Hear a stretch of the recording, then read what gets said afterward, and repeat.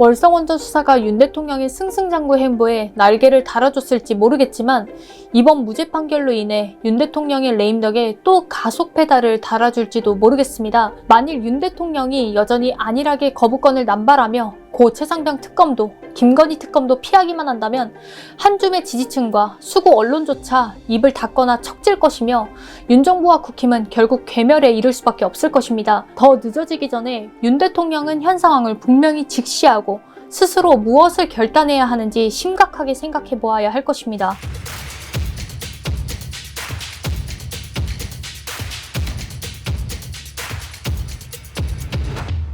5월 9일 대법원은 월성 원전 감사 방해로 기소된 산자부 공무원들 3명에 대해서 무죄를 확정했습니다.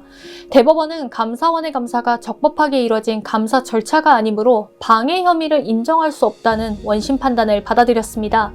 이는 유병호 감사위원회 감사 과정 모두가 불법이며 정치 감사였음을 인정한다는 의미입니다. 이미 월성 원전 감사와 관련해서 유병호 문건이 나왔고 짜맞추기 원전 감사로서 스토리라인과 큰 그림이 있었음은 밝혀진 사실입니다. 유병호 감사원 사무총장이 2020년 5월 22일 작성한 문건에는 백운규 산업부 장관을 직권남용 혐의로, 정재훈 한수원 사장은 업무상 배임 혐의로 올가매도록 감사원 각 과장과 팀장, 팀원들에게 하달했음이 나타나 있었고 이후 발표된 감사원의 감사 결론 내용과도 정확히 일치했습니다. 바로 이 감사 결과를 바탕으로 윤석열의 검찰이 산자부 공무원 3인을 원전 1호기 관련 문건을 삭제해 감사원 감사를 방해했다고 구속시키고 기소했던 것인데 4년이 지난 오늘에서야 대법원에서 최종 무죄 판결이 나게 된 것입니다. 따라서 문정부부터 시작된 윤석열 검찰총장 사단의 정치감사와 정치검찰이 조작감사와 조작수사를 해왔음이 만천하에 명백히 드러난 것입니다.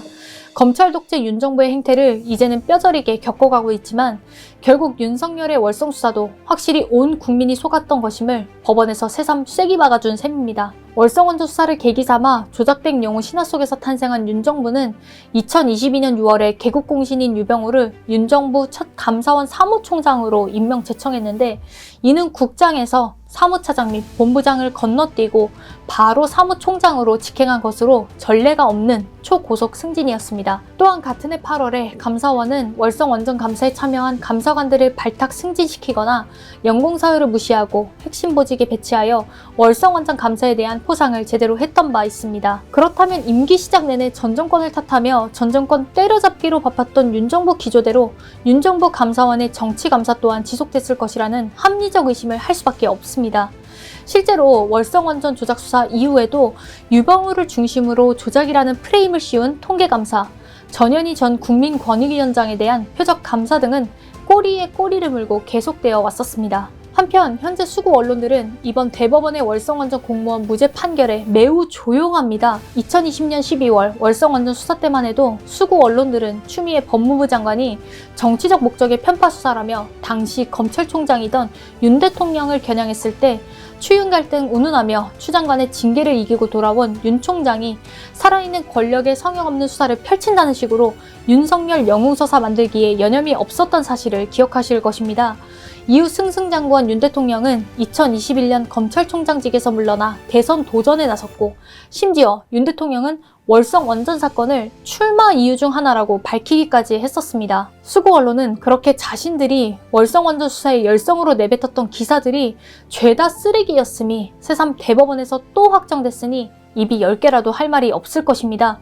결국 윤 정부의 탄생의 1등 공신은 수구 언론, 특히 조선일보인 것입니다. 이번 대법원 무죄 판결에 아직도 월성 원전 관련 다른 사건들은 여전히 진행 중입니다. 2021년 6월 월성 1호기 조기 폐쇄 과정에서 부당한 압력을 행사한 혐의로 백운규 전 산업부 장관과 최희봉 전 청와대 산업정책 비서관 등이 재판에 넘겨졌기 때문입니다. 게다가 윤 정부가 한창 문정부 탓에 집중하던 2023년 7월에는 검찰이 김수현 전 청와대 정책실장도 같은 혐의로 기소했습니다. 월성 1호기 조기 폐쇄에 관한 수사를 문재인 정부 청와대 개입 의혹으로 확대하고자 의도했던 것으로 보입니다. 그러나 이제 월성원전 사건 자체가 대법원이 문제가 있다고 확정한 이상 추가로 진행 중인 모든 검찰 기소는 감사원에 조작된 자료에 따라 진행된 정치 보복이었음이 증명된 셈입니다. 윤 정부의 의도는 월성원전 수사의 말단 산자부 공무원들부터 법원에서 잡고 그 윗선 장관과 마지막 문재인 전 대통령까지 탄탄히 단계를 밟아가며 전 정부 수사를 진행코자 했을지 모르겠습니다. 하지만 아예 1단계 산자부 공무원들부터 혐의가 무죄로 드러났고 그나마 남아있던 극우 콘크리트 지지층의 기대처럼 종북 빨갱이 문재인 전 대통령의 수사 가능성 또한 사라져버렸습니다. 월성원전 수사가 윤 대통령의 승승장구 행보에 날개를 달아줬을지 모르겠지만 이번 무죄 판결로 인해 윤 대통령의 레임덕에 또 가속 페달을 달아줄지도 모르겠습니다.